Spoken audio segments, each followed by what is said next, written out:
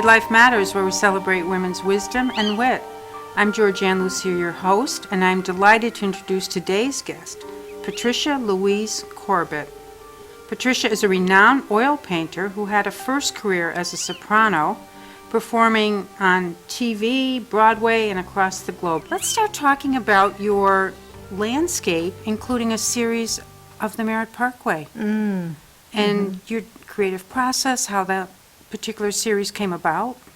It started really as an accident. We got stuck on the Merritt Parkway in a snowstorm, a real snow blizzard.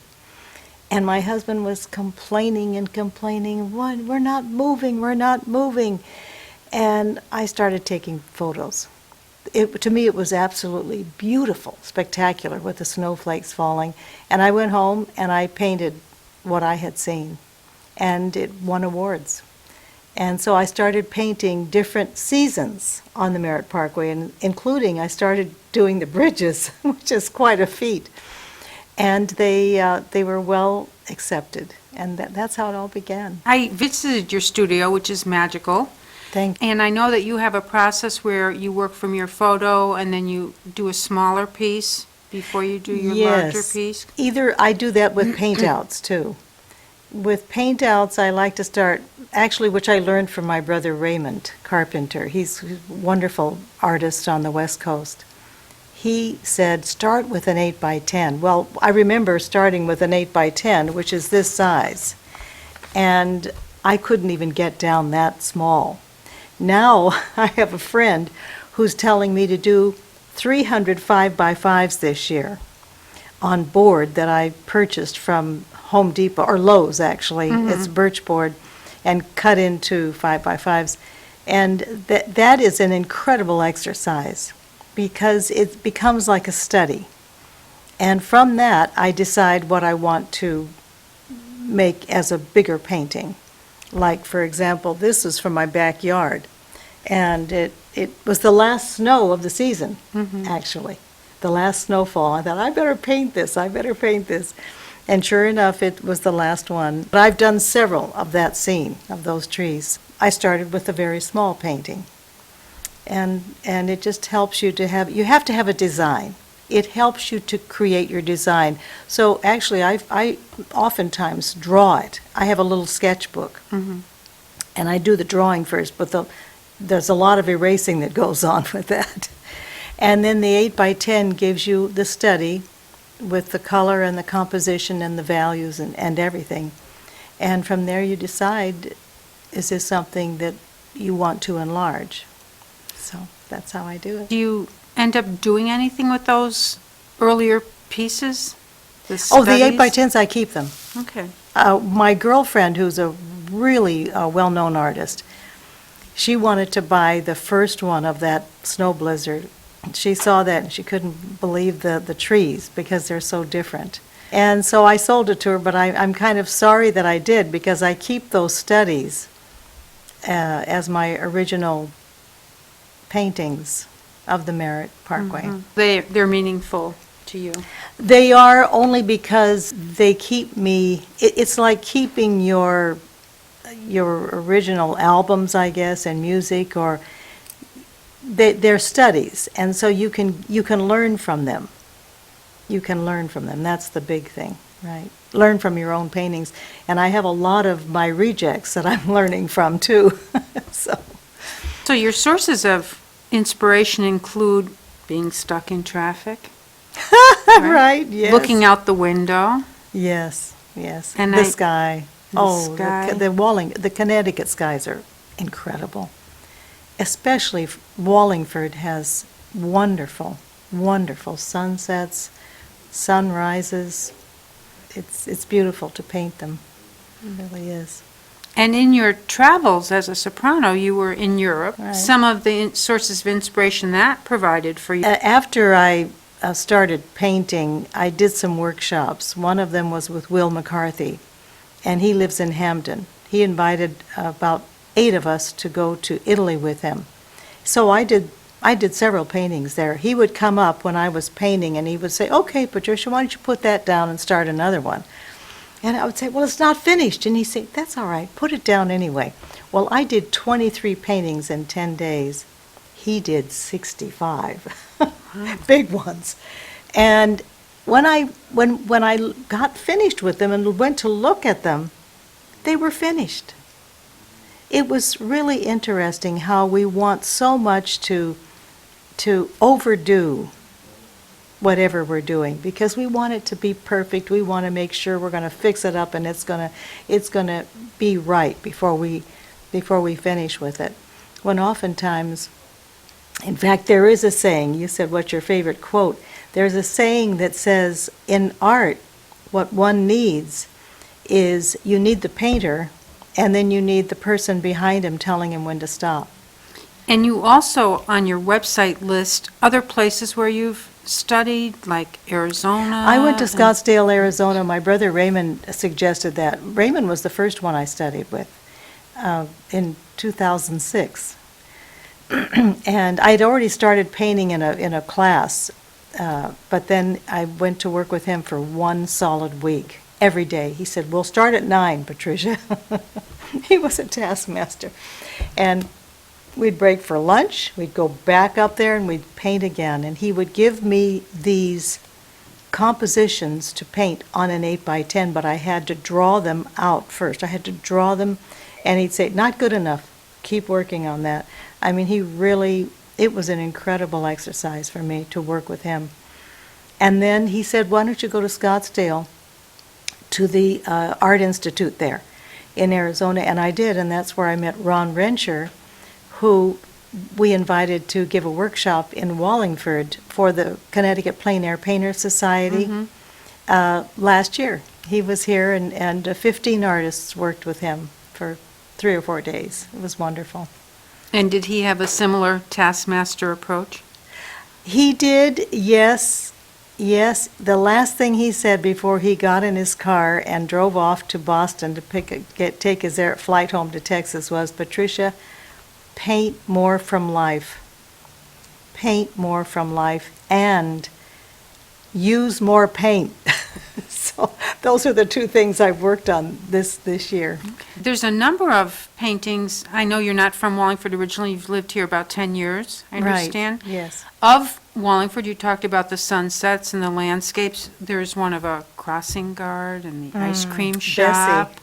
Yes, Mr. D's. Okay. There's the Tavern on Main, the Half Moon Cafe, the buildings across the street, the insurance building, and then the jewelry store, the Craig Jewelers, where Gil is my husband. His last name is Craig, and he bought my first ring from there, Nice. from Craig Jewelers. And most of those people purchased the paintings of their stores. So I'm doing a huge one now for the new library, restaurant and bar, of that tree in the front of it. Oh, it's a magnificent tree.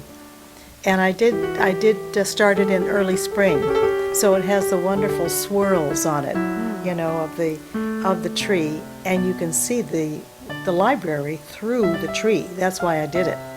But you see the trunk. The trunk of that tree is just magnificent. And it's not finished. Yeah, I just started. I was inspired. I saw it one day walking down the street in early spring, and I said, "I've got to paint it." And that's how it happens. You get inspired. It's all about feeling. You have to feel it. And it was the same in music. It was the same in singing. You had to feel, if you didn't like a song, and it was hard because in music school they give you a song to sing, you have to sing it, and I found it difficult sometimes if I didn't care for the song, like Purcell, an early composer from the Baroque period, was difficult for me because he was an early composer. Even Bach was difficult in the beginning. Now he's my favorite. So, and then Mozart. Oh, Mozart was so difficult because he's so pure in his writing, and you just progress with the composers, and you progress all the way to Puccini. That's the one I love now, and that's the one I had ended up singing. It requires a more mature voice. I think it's the same with art.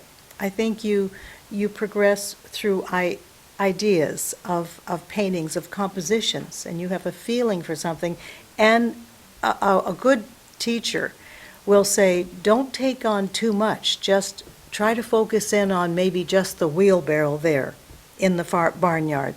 Don't try to take in the whole farm. And that's the most difficult thing in singing and in art, is to narrow down your vision or your idea so that you can accomplish the song, do it as performing the song or painting the picture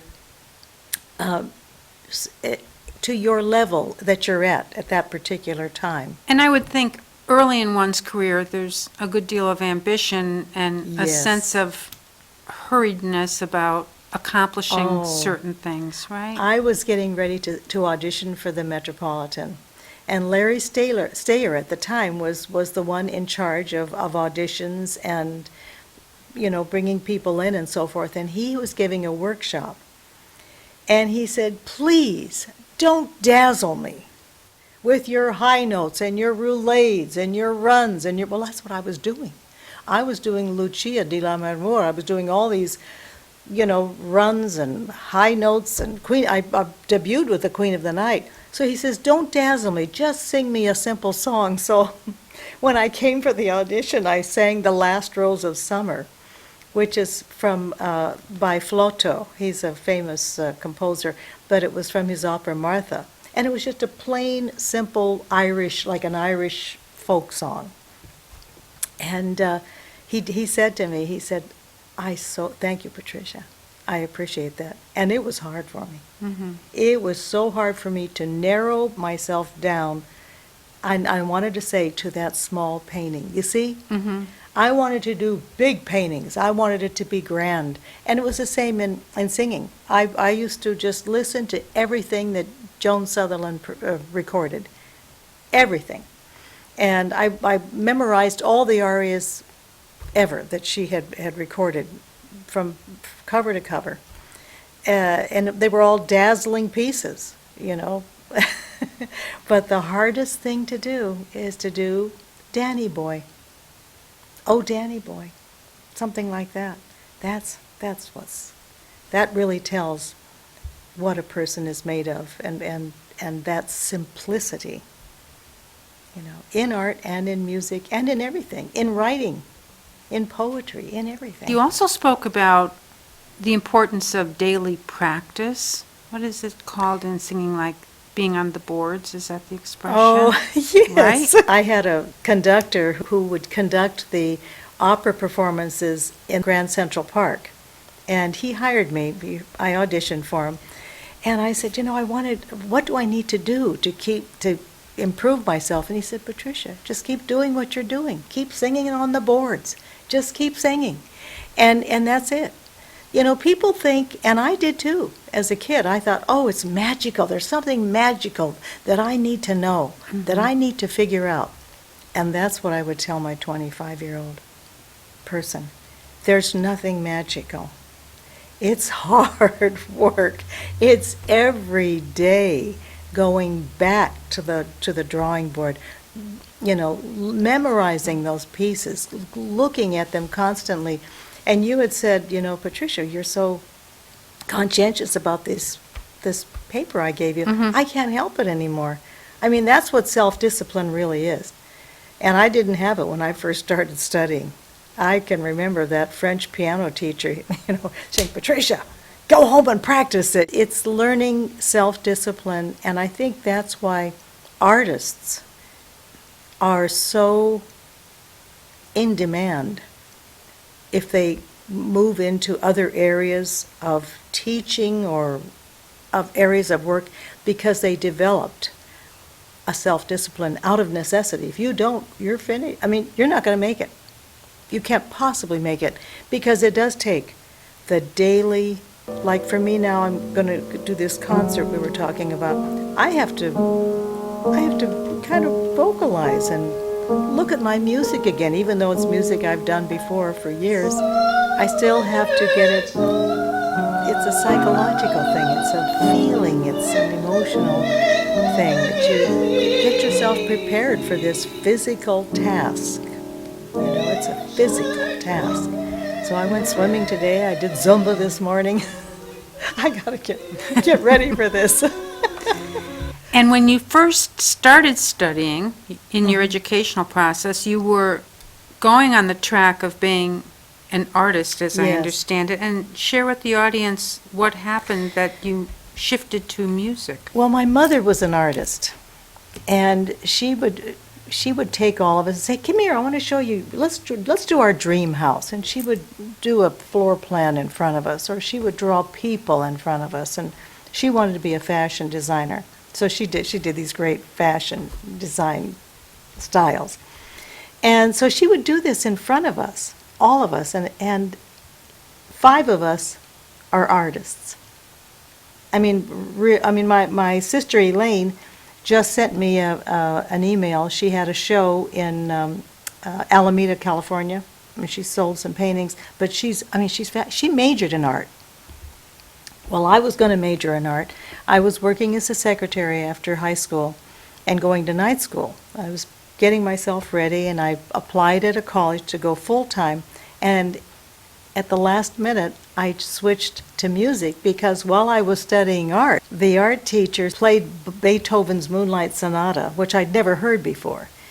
And I started crying in the class. He had half the lights turned off to make it real dramatic. Mm-hmm. He said, "Now go out and draw," he told the class. Well, I went out and I signed up for a voice class.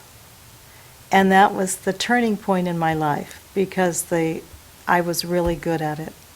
I can say now, looking back, I was scared. I didn't think I was good at the time, but I was really good. I had a lot of encouragement to sing, and I did, and that was how it happened. So now I'm going back to that now. It's an easier thing than singing. It doesn't require the physical stamina that singing does. Of course, I was doing opera too. I mean, that's real physical stamina.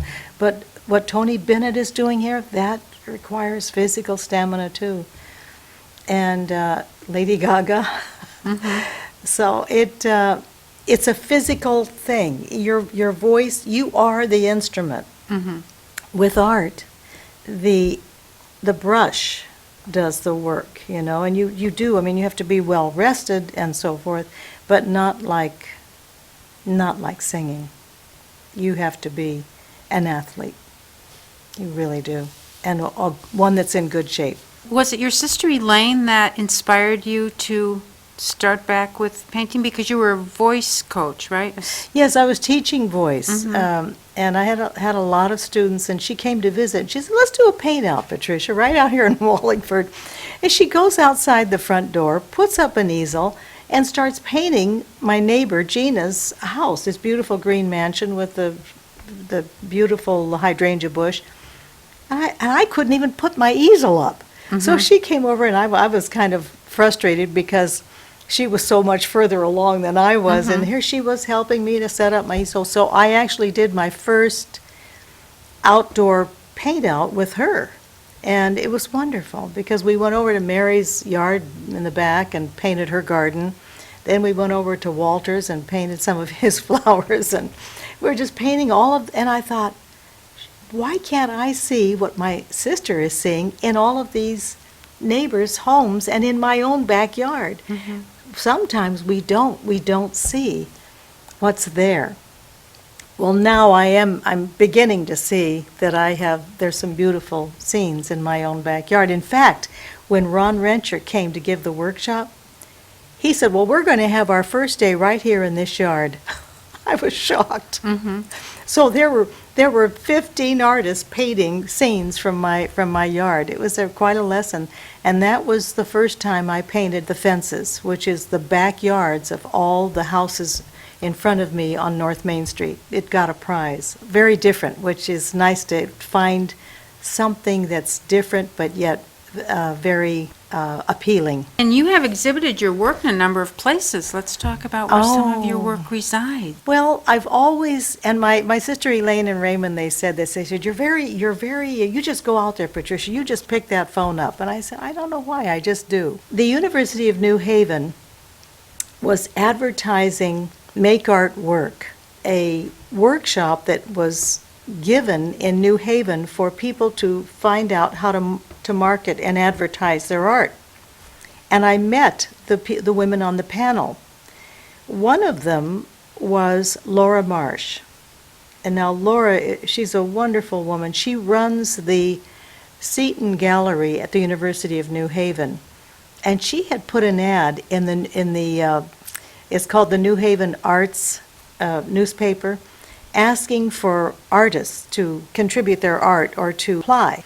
I thought, you know what, I'm going to try it. And I did. And I put a couple of the Merritt Parkway in, and those were the ones she wanted. She said, I'd like to come and see, how many do you have of these? She came to the studio, and she said, I'd like to have these. Would you be interested in installing them at the new campus, which is the Orange campus, and it's the Graduate School for Business. It's the Orange it used to be the Hubble Building over on Merritt Parkway. And that's the other thing, it was on the Merritt Parkway. And that's how it happened. So they're all over there. There's about 10 of them over there. They're all big, pretty big, like this one back here. Right. That was really a wonderful encouragement for me, too, to be accepted. Absolutely. It does help when you have others in the field of art acknowledge your work. It gives you credibility with your fellow artists and with collectors. So that's the big thing, right? Understand there's an association of artists that you're connected with in Connecticut? Yes, the Connecticut Women Artists, and Connecticut Plein Air Painter Society is another one, Madison Art Society, Lyme Art Association, Essex Art Association. I belonged to about twice that many, and then it just got to be too much because you have to present work at different times of the year to their exhibits, and they're juried. And so I've won a few and lost a few, and that's just the way it is. That's the way it happens with a juror. They have they're subjective, just like in singing. Just like in singing. When I sang for competitions, I sang for the Metropolitan, finals, or their big competition in the United States. And I remember what the juror said when he stood up at the podium. He said, all of you are already winners, even though we will select one or two or three. And it's really true, because once your art is out there, that's all that matters. Going through that process, to me, and not giving up. And it's easy to give up hope, because thank you very much, Patricia. I mean, do you know how many times I heard that in singing? I sang for so many people. Thank you very much. That's just the way it is. And then you go to, it's a joke now. Well, thank you very much, because you're never going to be called when they say that. And it's the same in art. It's all so subjective, and I mean, look at Andy Warhol. He just happened to be, it's almost a matter of luck, it's like a luck of the draw. As another famous artist told me, I met her, and she said, Patricia, it's a luck of the draw. And it's true. It's you just have to keep, and you have to do it for the sake of art. You have to keep doing it for yourself, because it's something you love. And like, if I wouldn't, when I started not singing, I mean, you get older, and in singing, you have to be before the age of 30 to get Launched. Get launched. In painting, you have to be dead. No, that's when like there was a very famous artist who just passed away, and they hung all of his paintings up, and they're flying off the wall right now. He died. So it is a joke, but it's sort of true. Right. In art. I do want to have the audience learn, you were the oldest, or are the oldest of 13, Yes. and 5 of you became artists. Yes. Just amazing. God And bless my mother. Yeah, your mom sounded like such a talented and such Yeah. a source of inspiration She to all of was. you. I mean, I don't know how she did it. She started taking night classes in oil painting when I was going to high school. That was about the time she started, and the youngest was like around, I would say, when I was 18, that was when the last one was born.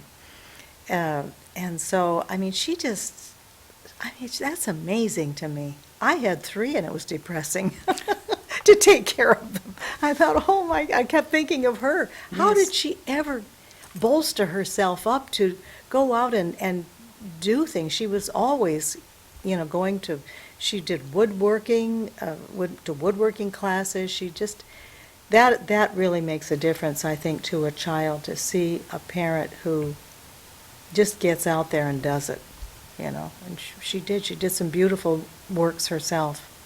All of us were inspired by her, and my dad was amazing. I mean, he was a carpenter, and his name was Carpenter. Oh, nice. So that's my maiden name.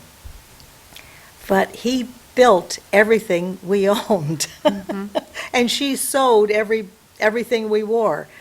It was a different time, I think, but they didn't give up, really. Well, that's very inspirational, and I just think it's terrific that you have this story of going from art to singing and back to art.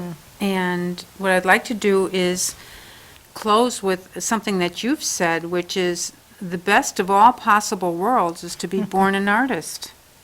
It is. You certainly embody that. Thank you. Yes, absolutely. I'm thrilled that you came on the show and shared your enthusiasm with us Oh, and your thank you. works. Please tune in to hear other fascinating women on MidLife Matters. Georgian Lussier, your host. Thanks so much for tuning in.